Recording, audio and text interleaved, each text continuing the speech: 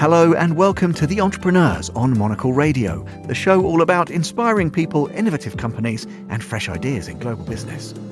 On today's programme, we meet the co-founder of Canva, one of the world's most valuable private software companies that reached a staggering $40 billion valuation by 2021, less than a decade after its launch. We wanted to make a product that wasn't just serving 1% of the world. We wanted to produce a product that unlocked the power of design for everyone in the world. This is The Entrepreneurs, with me, Tom Edwards.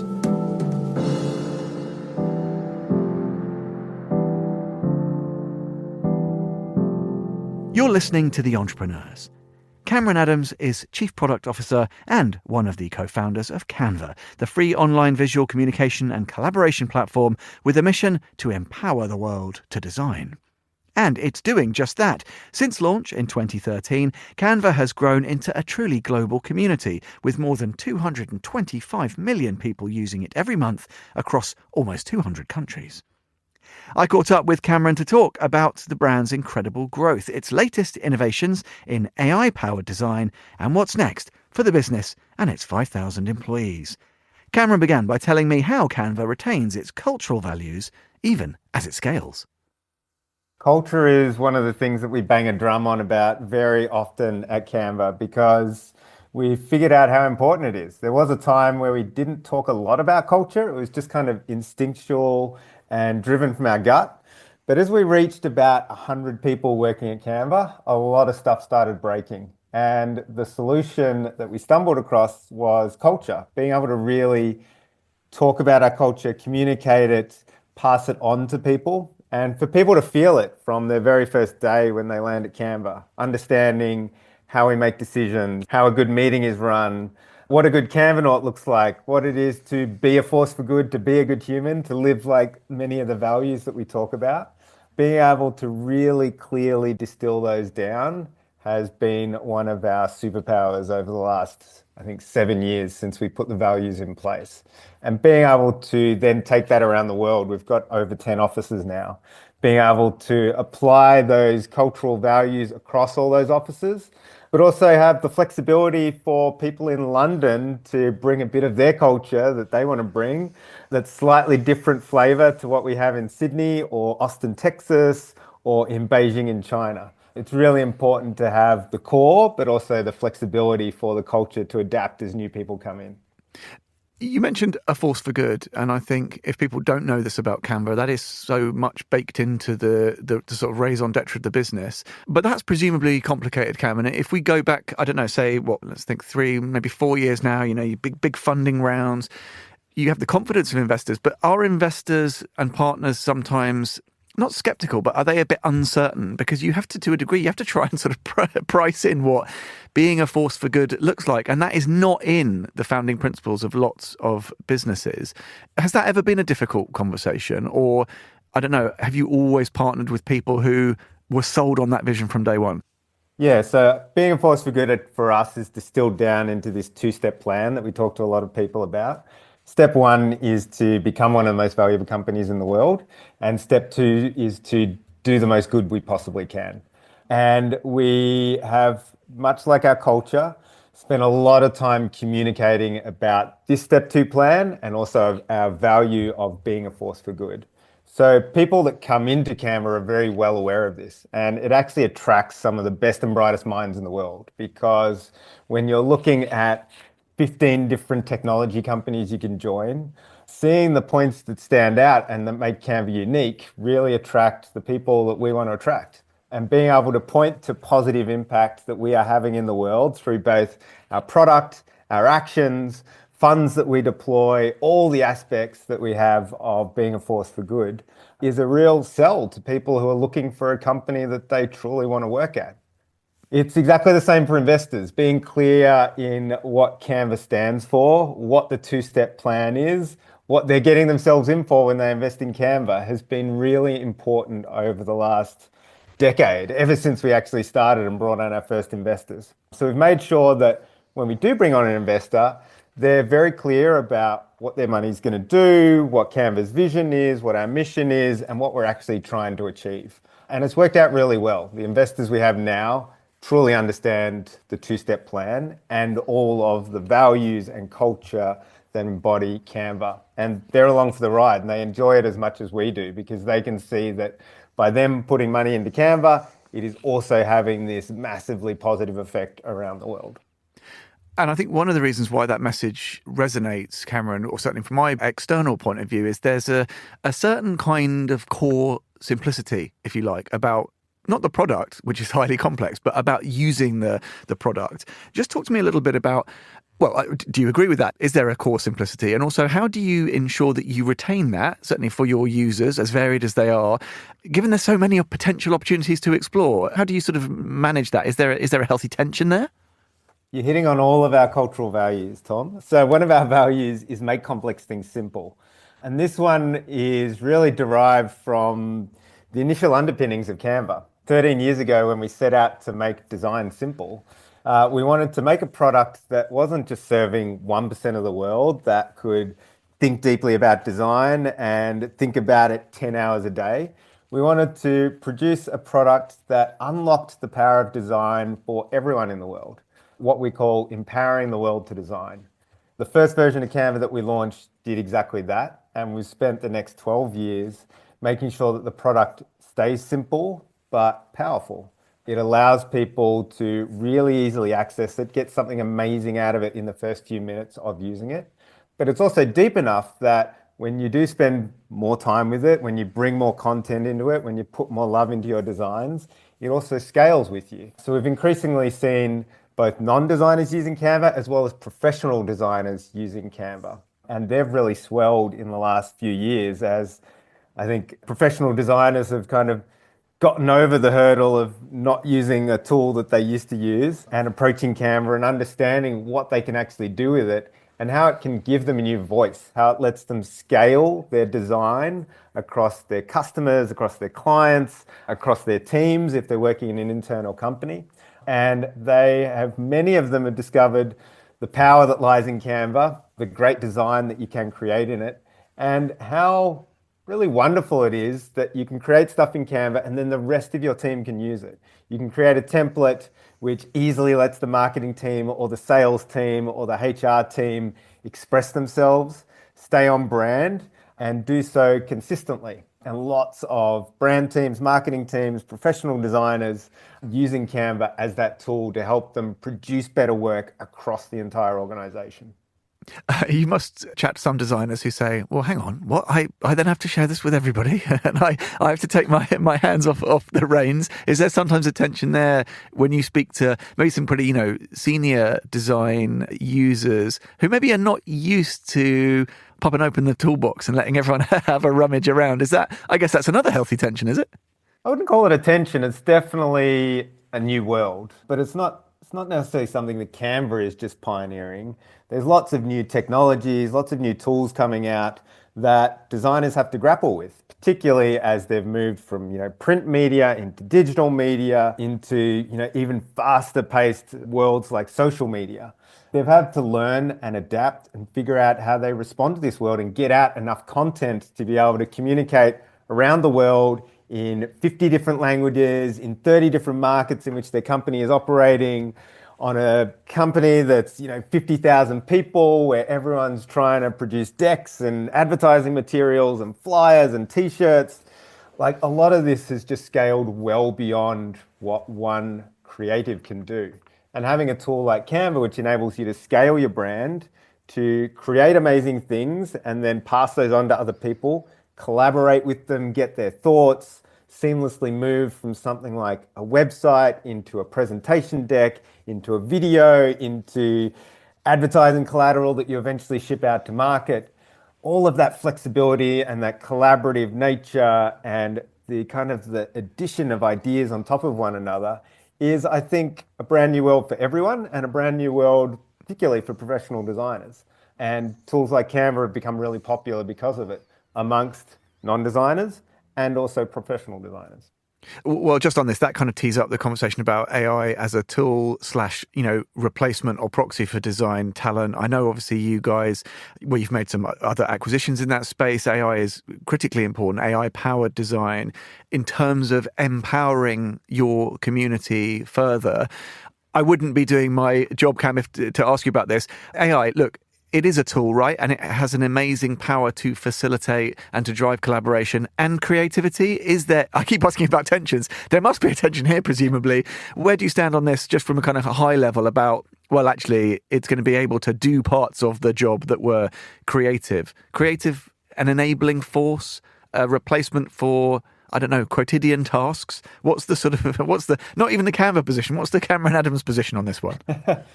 There's definitely a balance in there. I won't say tension, but there's a balance and there's also a spectrum in there. So we very much view AI as a piece of technology. It's something that you can take and you can do stuff with.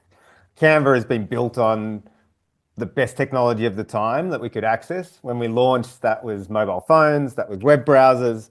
Being able to bring people together collaboratively in real time was an amazing innovation for a design tool. Fast forward a decade, browsers, mobile phones, they're old hat now. People are used to them. And AI has come on the scene in the last, let's say, 3 years, really prime time.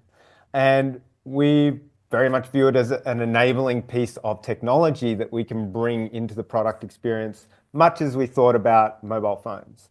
It isn't just enough to slap AI into your product and say, it's now AI enabled, it's amazing, go for it. You still have to think about the experience. You have to think about what people want to do, how they interface with it, how they express their problems and their pain points to you through the product, and then how you enable them to achieve something, to hit a goal that they're trying to achieve, to solve a problem, to get a job done.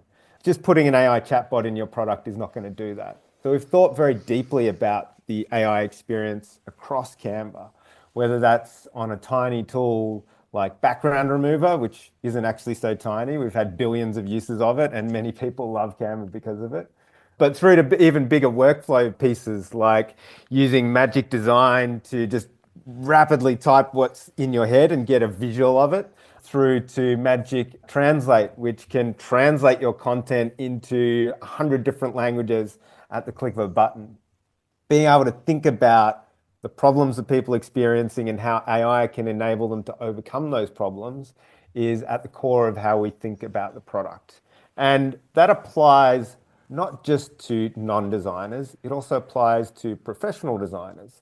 And that's why we were so keen last year to make the acquisitions of a couple of companies, one being Leonardo, who are at the very forefront of AI image creation with a pretty professional audience. And the other is Affinity, who create a suite of applications specifically for professional designers. And they're world leading, the best performance you can get, amazing workflows that you can enable through there for illustration, photo manipulation, publishing. And the acquisition of both of those companies was a realization that the world is changing, that AI is coming into every aspect of everyone's job, whether they're creative or not.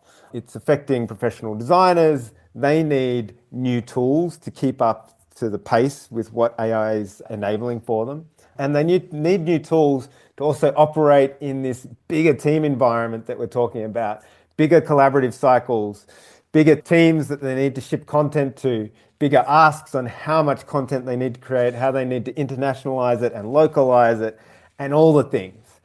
Pulling that entire ecosystem together, that spectrum from fully professional design tools through to tools that are simple and easy to access for people who have never thought about design, is what Canva is about. And we're pulling that ecosystem together now, and it's really exciting to be able to shape it and help everyone in the world to design. Well, you mentioned people who've never thought about design. You're somebody, Cameron, if we look at your track record professionally, that's been thinking, talking, doing design for what seems like a lifetime. Obviously at Canva, Google, Fluent, you're running your own shop before that.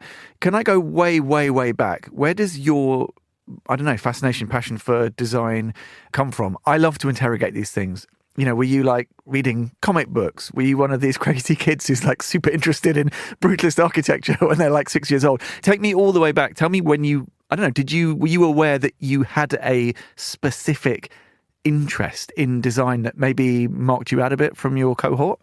Definitely wasn't a fan of brutalist architecture at the age of 6. Don't think I still am, but I think there was always a creative spark in me, which did manifest through kind of traditional art, if you want to just call it that, like drawing. I did read a lot of comic books. I spent a lot of time just sitting at the table, copying pictures out of those comic books and figuring out my own style. Actually, my first business enterprise was selling a Teenage Mutant Ninja Turtle drawing, which I had drawn and taken to school, and one other kid offered me $2 for it. That was my very first little bit of profit from my creative work. Which turtle was it?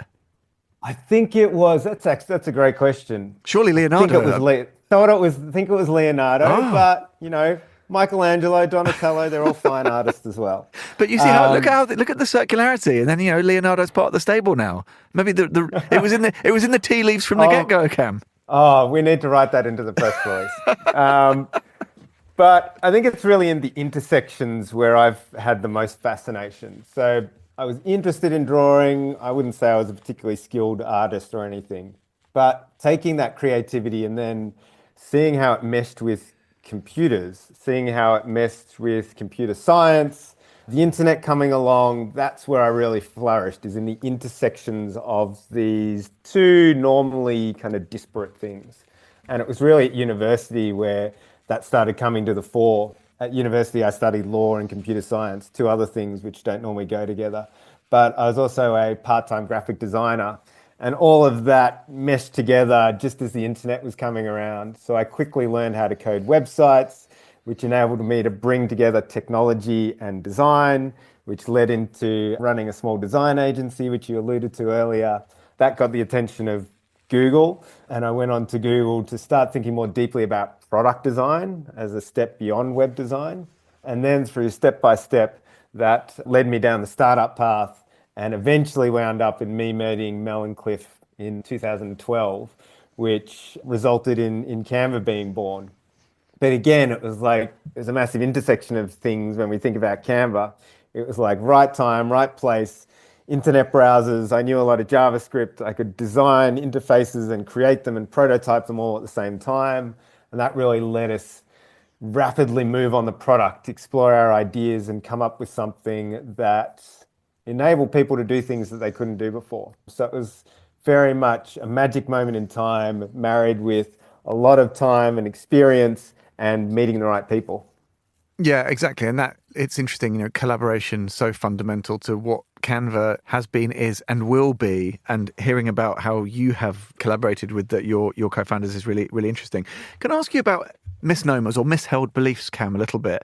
Do you think that there are commonly held beliefs that are wrong, whether this is about design tools and how they're created, whether it's about SaaS companies and how they work? Do you think there are unhelpful misunderstandings about them which actually are perpetuated for one reason or another, or do you think that the world gets it more or less right now? There's definitely misnomers. I mean, there's misnomers about Canva still. I was reading a thread just yesterday, actually, and it was a thread where a whole bunch of professional designers had weighed in on what tools they use. And a few professional designers started saying that they actually use Canva. And you had this wide spectrum of people who came into barrack and support for them and are like, yes, I've made the switch to Canva. It's incredibly useful for doing these things. And then other people who still had quite outdated notions of what Canva does and just thought it was a very simple tool that no professional designer could, get any value out of. So I think, overcoming that sense that the tool that you use defines your job and who you are is one misnomer that I would love to really help people overcome, not just in the design world, in any kind of specialization as well. But tools change, technology changes. Canva has changed drastically in the last 12 years. We've got so many features now that didn't exist 5 years ago. There's so much that you can now do with AI that's just mind-blowing that you couldn't do 5 years ago. So you always need to update your mental model of what an application or a tool does. But you also need to think about what your job actually does. And I think When you look at designers, they often do get too wedded into the tools that they use. And I've been fortunate to talk to some very old school designers who were around before desktop computers existed. They were doing paste up and various other techniques. And some of them look at the AI revolution that's happening now and they're very happy to partake in it because they've been through all these technological transitions that changed what it meant to be a designer. But each time they went through it, they ended up in a better place. And it's really great to hear these stories from people who have been through that change and recognize that change is a given. Change always happens. If change didn't happen, life would be extremely boring and we would never make forward progress. And really being a designer is about so many other things other than the tools that you use. It's about communicating. It's about understanding people. It's about digging deeper into your client or your customer and really getting at what they're trying to achieve. It's about so many other things other than just being able to draw a vector on a screen. And I think the more people that realize that and embrace technology to help them out to get that done, the better off they'll be.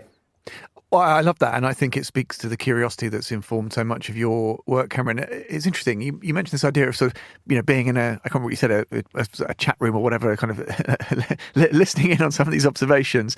Do you like to do that? Do you go in as sort of a Adam Cameron or something? Do you do a bit of sleuthing on the DL to kind of hear what people are saying? Do you like to engage very transparently and openly with customers or with skeptics? How do you like to drive that conversation to interrogate how people are feeling about the product? And I say feeling, and I use that term hopefully correctly, because it's not just about function, right? It has to be about connecting into something deeper, especially when we're talking about how people are expressing themselves and their creativity. So how do you prefer to sort of do that engagement?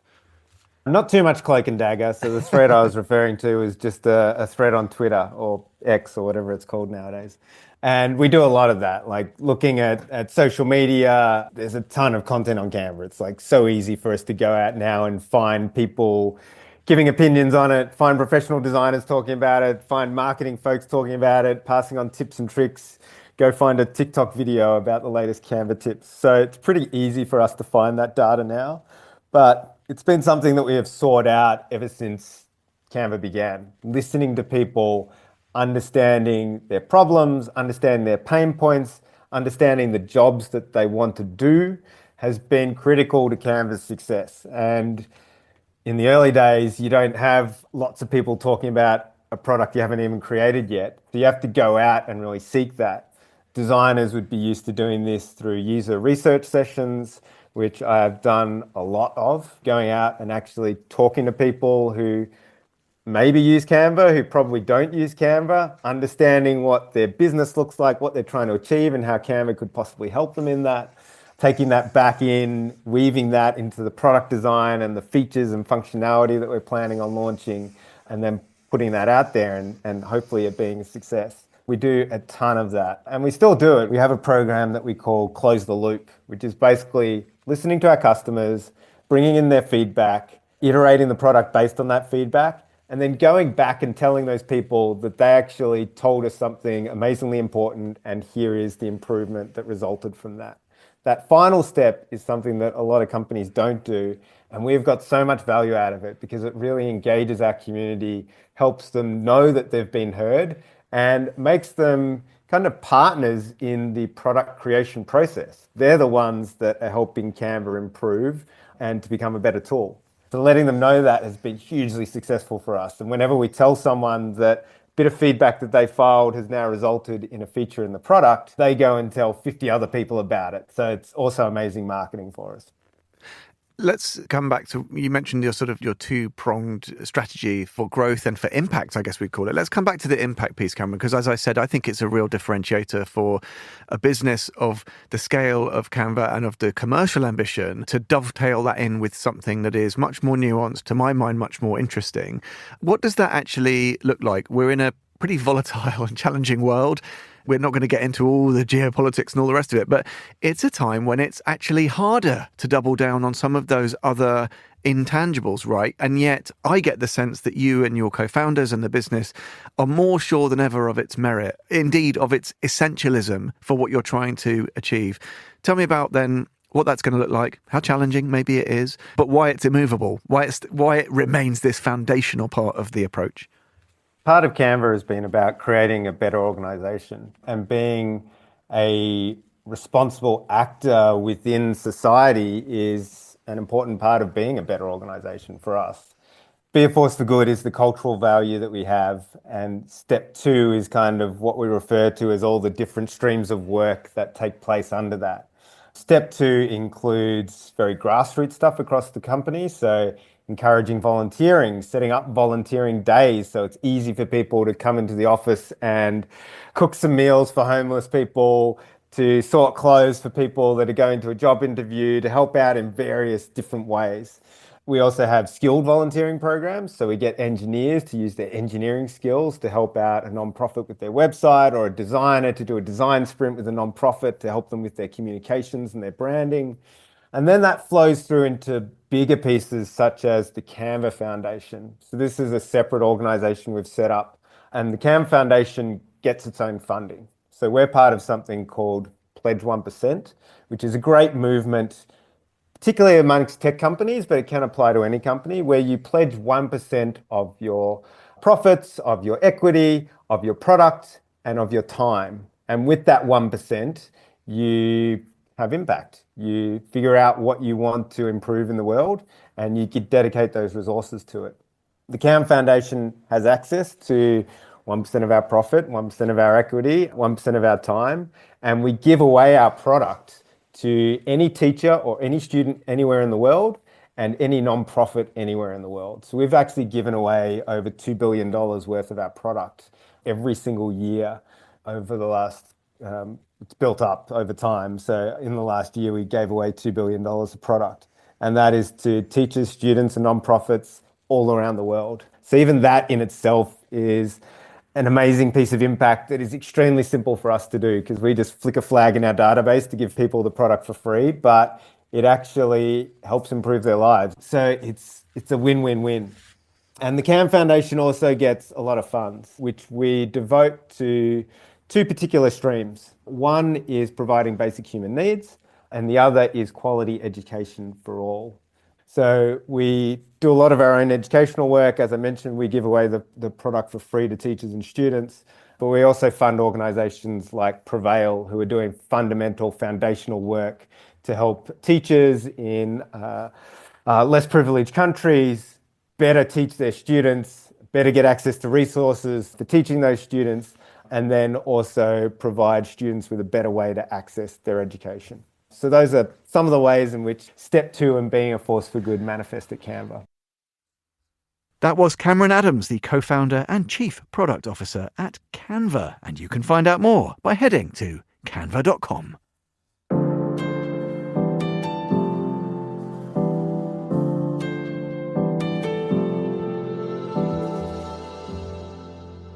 That's all for this episode of The Entrepreneurs. We'll be back at the same time next week. Do look out for Eureka, available every Friday. The Entrepreneurs is produced by Laura Kramer with audio editing by Jack Dewars. And you can listen again and find out more about the show at monocle.com. You can also follow and catch up with the archive wherever you get your podcasts. If you'd like to contact the team, do email Laura on lrk@monocle.com. I'm Tom Edwards. Goodbye, and thanks for listening to The Entrepreneurs.